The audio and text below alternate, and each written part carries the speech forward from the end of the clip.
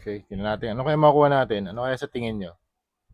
Alright, sabi ng daughter ko pink daw. So let's see. Sana nga pink.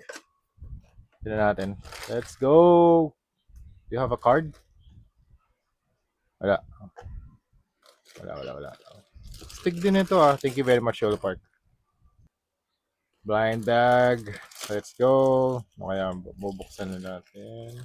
Oh, color yellow. Oh, the jungle formulate yellow cannonball jungle. Very nice. Ganda, may controller pa. Stig. Ganda, ang bigat din niya. And you have the helmet. Very cool. Build natin ah. Very nice vinyl toy.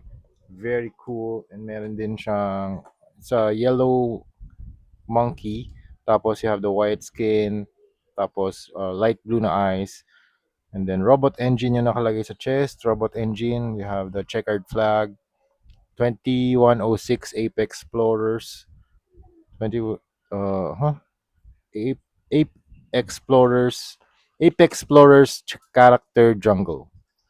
Very nice, very cool design. So, equip natin yung helmet niya. So, kadikit lang to dapat. Yan. Oh, cool. Stig. So, pwede nyo i-display with the helmet or without the helmet.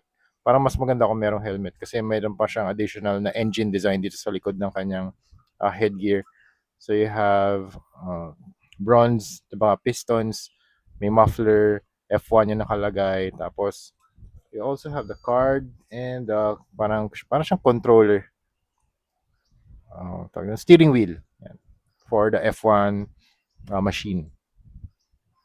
Okay, last. Ito naman si YOLO Park AMK Mini Series Wave 2. Tingnan natin kung sino makukuha natin. So, meron ang choices dito, Rodimus Prime, Hound, Jazz, Prowl, RC, and Cliff Jumper. Meron din mga limited edition. Sana limited edition, no? Okay, wait lang ah. Yan, gusto ng daughter ko si RC. Tingnan natin kung sino makukuha natin. Let's open it! Okay, ginupit ko na. Ay, kinatter ko na. Okay, card. Oh, I think this is Hound. Ito yung Hound card. Ay, hindi. Manual kasi ito eh. So, tignan natin kung sino tong card na to. I think, mare-reveal na pag nakita natin tong card. 1, 2, 3.